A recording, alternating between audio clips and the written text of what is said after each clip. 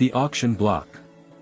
The lights were too bright and the cage was too small. Mira pressed her purple hands against the cold metal bars, her fingers trembling as voices echoed through the massive trading hall of Obsidian Station. Everywhere she looked there were beings of every species, traders with sharp eyes and cruel smiles, buyers who examined slaves like livestock, guards with electric prods who didn't hesitate to use them. Her purple skin was covered in bruises and dirt, the thin white cloth they'd given her barely covered her body, and the heavy collar around her neck pulsed with a dull red glow. Every few seconds it would send a small shock through her system, just enough to remind her that she was owned, that she was property, that she was nothing. Lot 247, a mechanical voice boomed through the speakers. Female, approximately 20 standard years, Andraxian species, trained in basic domestic tasks, no serious defects, starting bid at 1500 credits. Mira closed her eyes and tried not to hear the numbers being shouted, tried not to imagine what would come next. She'd been sold 3 times before, each master worse than the last. The first one had beaten her daily, the second had starved her for days as punishment, the third, she didn't want to remember the third. The bidding climbed higher, 2,000, 3,000, voices overlapping in their eagerness. She could hear them discussing her like she wasn't even there. She's pretty enough. Purple ones are rare these days. I could use another servant in my pleasure house. Myra's stomach turned and she pulled her knees tighter to her chest, making herself as small as possible. Maybe if she looked broken enough they wouldn't want her, maybe if she... The room suddenly went quiet. She opened her eyes and saw the crowd parting. Someone was walking through them with heavy, confident steps, a human man, tall with broad shoulders and gray streaks in his dark hair. His face was weathered with scars along his jaw, and he wore a long black coat that swept behind him like a shadow, but it was his eyes that made her freeze. They were gray like storm clouds, and when they landed on her they didn't look at her the way the others did. He stopped in front of her cage and studied her for a long moment, his expression unreadable. 20,000 credits, he said, his voice deep and calm. The entire hall gasped, even the auctioneer seemed shocked. That was more than 10 times the current bid, more than most slaves sold for in a year. Sir, are you certain? The auctioneer stammered. The man didn't look away from Mira. 20,000, final offer, take it or I walk. Sold, the auctioneer practically shouted, sold to the human gentleman for 20,000 credits. Myra's heart pounded so hard she thought it might break through her chest. Why would anyone pay that much? What did he want from her? What horrors was he planning? The cage door opened with a metallic screech and she flinched backward, waiting for rough hands to grab her, for the pain to begin. But the man didn't rush forward, instead he crouched down slowly outside the cage, keeping his distance. His voice was quiet when he spoke, "Can you stand?" She stared at him, unable to form words. He didn't force her, didn't reach inside, instead he removed his long coat and held it out toward her. Here, you must be cold. Myra's mind couldn't process what was happening. This wasn't how it worked. Masters didn't offer kindness, they didn't care about cold or comfort. Slowly, her hands shaking, she reached out and took the coat. It was heavy and warm and smelled like smoke and something else, something that didn't frighten her. Take your time, he said, when you're ready, we'll go. She wrapped the coat around herself and slowly crawled out of the cage. Her legs were weak from days of sitting. Her bare feet touched the cold floor and she nearly fell, but he didn't grab her, he just stood and waited, patient. Around them the crowd whispered and pointed, some laughed, some looked confused. Mira heard their comments. What's a human doing buying an Andraxian? He paid way too much. Probably has some sick plans for her. Mira believed them. Humans were known across the galaxy as cruel, as conquerors who took what they wanted. But still she followed him through the crowd, because what choice did she have? They walked through the winding corridors of Obsidian Station until they reached a small docking bay. A modest ship waited there, dark gray with the name Wanderer painted in white letters on the hull. He pressed a button and the boarding ramp lowered with a hiss of hydraulics. He gestured toward it, after you. Mira climbed the ramp on shaking legs, every instinct screaming that this was a trap, that the moment she was inside he would reveal his true nature. The ship's interior was clean but simple, worn seats and old controls, no luxury, no expensive decorations. He led her down a short hallway and stopped at a door. "This is your room," he said, pressing a button to open it. Inside was a small cabin with a bed, a storage locker, and a tiny washroom, nothing fancy but it was clean and private. "You can rest here," he said, "I'll bring you some food in a bit." Then he turned and walked away, leaving the door open. Mira stood frozen in the doorway, staring after him, no chains, no locks, no orders, just, rest. She didn't understand. She didn't trust it. But exhaustion was stronger than fear, so she stepped inside and sat on the edge of the bed, still clutching his coat around her shoulders, waiting for whatever came next. The unexpected kindness. Mira sat on the edge of the bed for what felt like hours, her purple fingers gripping the coat so tightly her knuckles ached. The ship hummed softly around her, a gentle vibration that meant they were moving, leaving Obsidian Station behind, leaving everything she knew. She kept waiting for the door to lock, for the sound of his footsteps returning with chains or worse, but nothing happened. The door stayed open, the hallway beyond remained quiet. Her stomach growled painfully. She hadn't eaten in 3 days, the slavers only fed their merchandise enough to keep them alive, not comfortable. She pressed a hand against her belly and tried to ignore the hunger. A soft knock made her jump. "I'm coming in," the man's voice called. "I have food." Mira scrambled backward on the bed, pressing herself against the wall. He appeared in the doorway holding a tray. On it was bread, some kind of cooked meat, and a cup of water, real water, not the recycled gray liquid they gave slaves. He didn't come closer. Instead he set the tray down on the floor just inside the door. "I'll leave this here," he said. "Eat when you're ready, there's no rush." Then he left again. Mira stared at the tray, at the steam rising from the meat, at the clean water in the cup. This had to be poisoned, or drugged, or some kind of test, but the smell made her mouth water and her stomach cramped with need. Finally she crawled off the bed and moved toward the food. She picked up the bread first, tearing off a small piece and putting it in her mouth. It was soft and warm and tasted like nothing she'd ever had before. Tears stung her eyes as she ate, shoving the food into her mouth faster and faster until the plate was empty. She drank the water in 3 long gulps and then sat back against the wall, breathing hard, waiting for the poison to take effect, waiting for something terrible. But nothing happened. She just felt full for the first time in months. Sleep took her before she could fight it.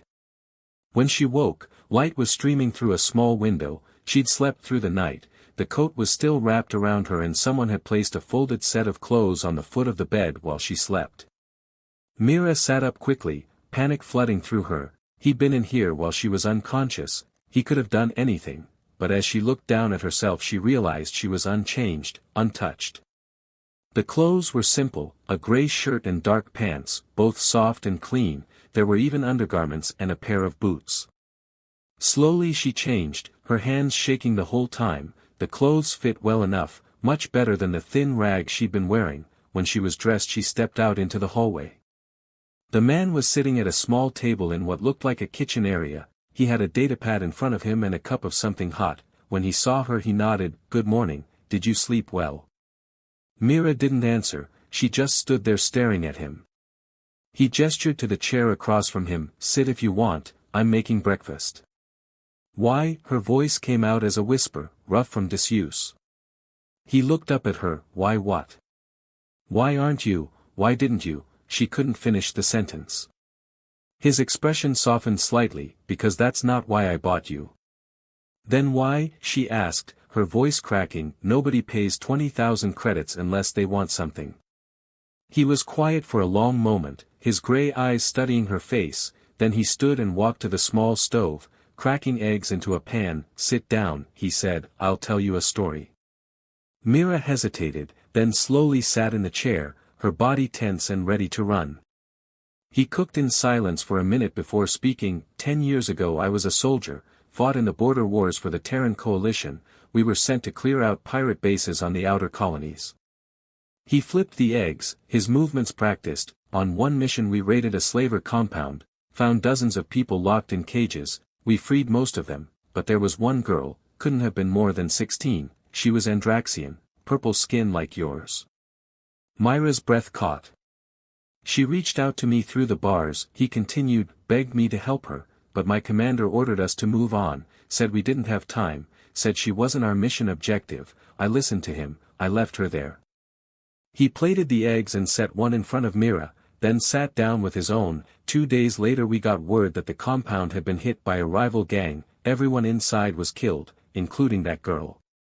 His jaw tightened. I've carried that with me every day since, the look in her eyes when I walked away, so when I saw you in that cage, I made a choice. What choice? Mira whispered. That I'd never walk away again, he said simply. I'm not your master, I'm not your owner, I'm just someone who couldn't let it happen twice. Mira looked down at the food, at the eggs still steaming on the plate. I don't understand.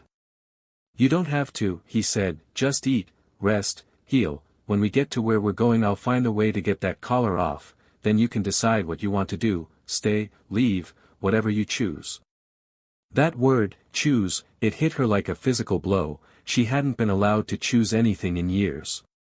What's your name? She asked quietly. James, he said, James Hartley, captain of the Wanderer. I'm Mira, she whispered. He nodded. It's good to meet you Mira, truly. She picked up the fork with trembling hands and took a bite of the eggs. They were perfect, seasoned and warm, and as she ate she felt something strange stirring in her chest. Not trust, not yet, but maybe the smallest seed of hope. James ate his own breakfast in comfortable silence, not watching her, not demanding anything, just existing in the same space. When they finished he collected the plates. There are books in the common area if you want something to read, or you can explore the ship. All the doors are unlocked. All of them? She asked. All of them, he confirmed. You're not a prisoner here Mira. Then he walked away to wash the dishes. Mira sat at the table alone, her hand moving up to touch the collar still locked around her neck. It pulsed with that steady red glow, reminding her that legally she still belonged to someone. But for the first time in years, she didn't feel like property. She felt like maybe, just maybe, she could be something more. Learning to trust. 5 days passed aboard the Wanderer and Mira still found herself waiting for the other shoe to drop, waiting for James to show his true intentions, but each day was the same. He woke early, made breakfast, worked on the ship's systems, and left her alone unless she approached him first. She began exploring the vessel. It wasn't large, just a cargo hauler converted for long-range travel. There was the cockpit, the small kitchen and common area, 2 sleeping cabins, an engine room, and a cargo bay that was mostly empty except for some supply crates. On the 6th day she found James in the cockpit. He was adjusting something on the navigation console. The view screen showed nothing but stars stretching endlessly in all directions. Where are we going? Mira asked from the doorway. He glanced back at her. Frosthaven. It's a small moon in the outer rim. My sister has a medical facility there. She can remove that collar. Myra's hand instinctively went to her neck. Your sister is a doctor. She was a military surgeon, James said. Now she helps people who fall through the cracks, runaways, refugees, anyone who needs care and can't get it through official channels. Why would she help me? Mira asked quietly. James turned his chair to face her. Because I'm asking her to, and because it's what she does. Mira stepped further into the cockpit, drawn by the view of stars. She'd never seen them like this before, not without bars or walls between them. They're beautiful, she whispered. Yeah, James agreed, they are. Come here, I'll show you something. She hesitated, then moved closer. He gestured to the co-pilot's seat and she sat down carefully. He pointed at the view screen. See that cluster there, the bright ones forming a triangle. Mira nodded. That's the Archer's Belt, James explained. Old Earth mythology, a hunter who was placed in the stars. If you follow the line from the top star down and to the left, you'll see a red one. That's Betelgeuse. It's a dying star, will probably go supernova in the next 100,000 years. 100,000 years, Mira repeated, trying to imagine that much time. In cosmic terms that's practically tomorrow, James said with a small smile. It was the first time she'd seen him smile. It changed his whole face, made him look younger, less haunted. How do you know all this? She asked. My father was an astronomer, James said. Before he died he used to take me out to look at the stars, said they were the one constant in a changing universe, no matter what happened on the ground, the stars would still be there. Mira found herself relaxing slightly. There was something calming about his voice when he talked about the stars. I never had time to look at them before, she admitted. I was always inside. James's expression darkened for just a moment. Well, you can look at them as much as you want now. I can teach you the constellations if you'd like, help pass the time. I'd like that, Mira said softly. Over the next few days James kept his word. Every evening after dinner they would sit in the cockpit and he would point out different stars and constellations, tell her their names and stories. Mira found herself looking forward to these moments, found herself standing a little closer, listening a little more carefully. One evening as they sat watching a nebula drift past in shades of purple and blue, James's hand rested on the armrest between them, Myra's hand was next to his, their fingers almost touching. She felt the heat of his skin, felt the strange pull to close that small distance. James, she said quietly. Yeah. Thank you, for everything.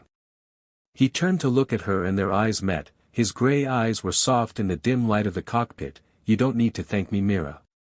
Yes I do, she insisted. You gave me food, clothes, safety, you gave me my name back, you made me feel like a person again. Something shifted in his expression, something warm and unguarded. You are a person, you always were, they just tried to make you forget. Without thinking Mira reached out and placed her hand over his, the touch was electric. James didn't pull away but she felt him tense slightly. Mira, he said carefully, you don't have to. I know, she interrupted, I'm not doing this because I think I owe you, I'm doing it because I want to. Their fingers intertwined slowly, carefully. It was such a simple gesture but it made Myra's heart race. She'd been touched so many times before but never like this, never with gentleness, never with choice. I'm starting to care about you, James admitted quietly, and that scares me because I don't want you to feel pressured, I don't want you to think. I care about you too, Mira said, surprised by her own boldness. I know it's probably too soon, I know I should be more careful, but I can't help it. James lifted their joined hands and pressed a soft kiss to her knuckles. The gesture was so tender it made her eyes sting with tears. We'll take this slow, he said, as slow as you need, no pressure, no expectations. Mira nodded, unable to speak. They sat like that for a long time, hands joined, watching the stars together. The alarm shattered the peaceful moment. Red lights flashed across the cockpit and a harsh beeping filled the air. James immediately pulled his hand away and started checking the console. What the hell? What is it? Mira asked, fear flooding back. Your collar, James said grimly, it just activated a tracking signal, someone's looking for you. Myra's blood turned to ice. No, they found me. James's fingers flew over the controls. The signal just pinged off a slaver relay beacon. They know our general location now. How long until they find us? Myra's voice shook. Maybe 6 hours if they're close, maybe a day if we're lucky, James said, his jaw tight, but we're still 2 days from Frost Haven. Mira stood up, her legs trembling. You should just leave me somewhere, drop me off at the next station, they're coming for me, not you. Not a chance, James said firmly, standing to face her. I told you I wouldn't let them take you back and I meant it. But they'll kill you, Mira said desperately. James put his hands on her shoulders, his grip gentle but steady. Mira, listen to me, we're going to get to Frost Haven, Isabel is going to remove that collar, and you're going to be free, I promise you. How can you promise that? His gray eyes blazed with determination. Because I've already lost one purple-skinned girl to slavers, I'll be damned if I lose another. Despite everything, despite the fear and the danger, Mira felt something warm bloom in her chest. He believed it, truly believed they could make it. And for the first time, so did she. What do we do? She asked. We run, James said, and we hope we're fast enough. Race against time. The Wanderer shook violently as another blast hit the shields. Mira gripped her seat in the cockpit while James pushed the engines harder. They're gaining, he shouted over the alarms. Through the view screen she could see them, 3 slaver ships, black and angular like hunting birds. They'd caught up faster than expected. Hold on, James yanked the controls hard to the left and the ship spiraled, dodging another volley of plasma fire. We're 10 minutes from Frosthaven, just need to. The ship lurched as something hit the rear engine, sparks flew from the console and James cursed, "Engine 2 is down, we're not going to make it at this speed." "Then what do we do?" Mira asked, her voice surprisingly calm. James looked at her for just a moment, something fierce and protective in his eyes. "We make it anyway." He opened a comm channel. "Isabel, you there?" A woman's voice crackled through static. "James, I see you've brought company. Can you get the defense grid online?" he asked. "Already on it, get inside the perimeter and I'll handle the rest." The ice moon of Frosthaven appeared ahead, gray and covered in swirling mist. James pushed the damaged ship into a steep dive toward the surface. The slaver ships followed, closing the distance. "Come on," James muttered, "just a little further."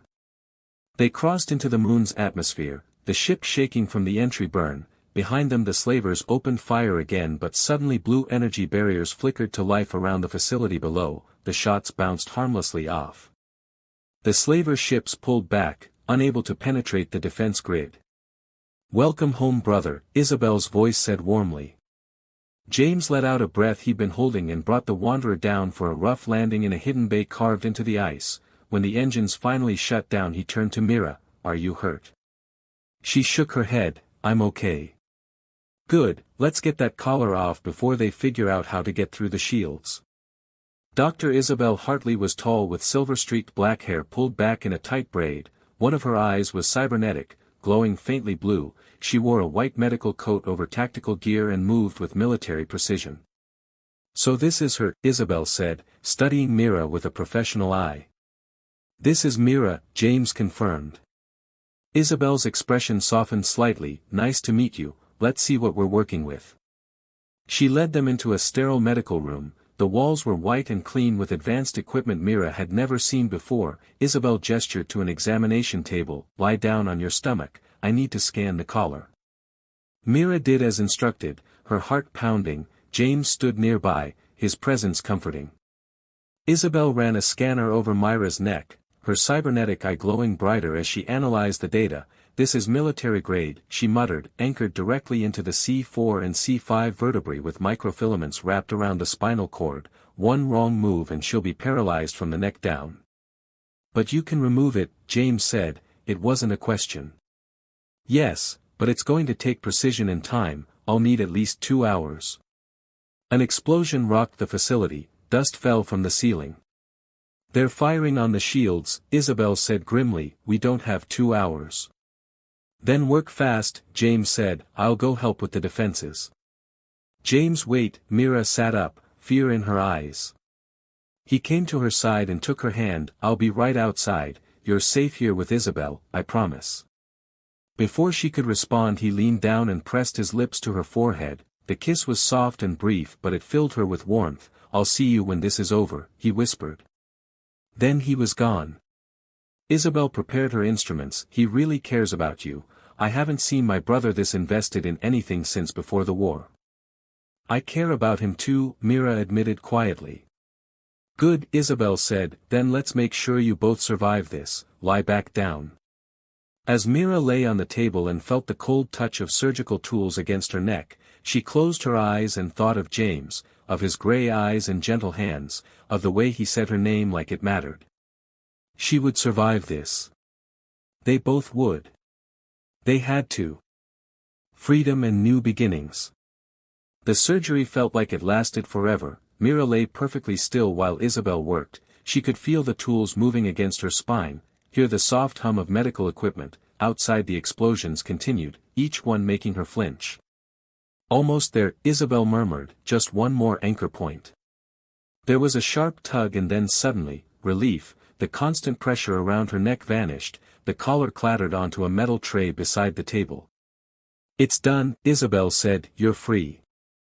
Mira reached up with trembling fingers to touch her bare neck. For the first time in 3 years there was no metal, no shocks, no glowing light reminding her that she was property. Tears streamed down her purple cheeks. "It's really gone." "Really gone," Isabel confirmed, helping her sit up. "How do you feel?" Light, Mira whispered, like I could float away. Another explosion, this one closer, shook the room. We need to move, Isabel said, the shields won't hold much longer. They rushed into the hallway where James was running toward them, his face covered in soot but his eyes bright with relief when he saw Mira. You're okay. The collar is off, Mira said, touching her neck again just to be sure. James's expression transformed, the worry melting into pure joy. He crossed the distance between them in 3 long strides and pulled her into his arms. The embrace was tight and desperate. Thank God, he breathed against her hair. Mira clung to him, breathing in his scent of smoke and metal, feeling his heartbeat against her cheek.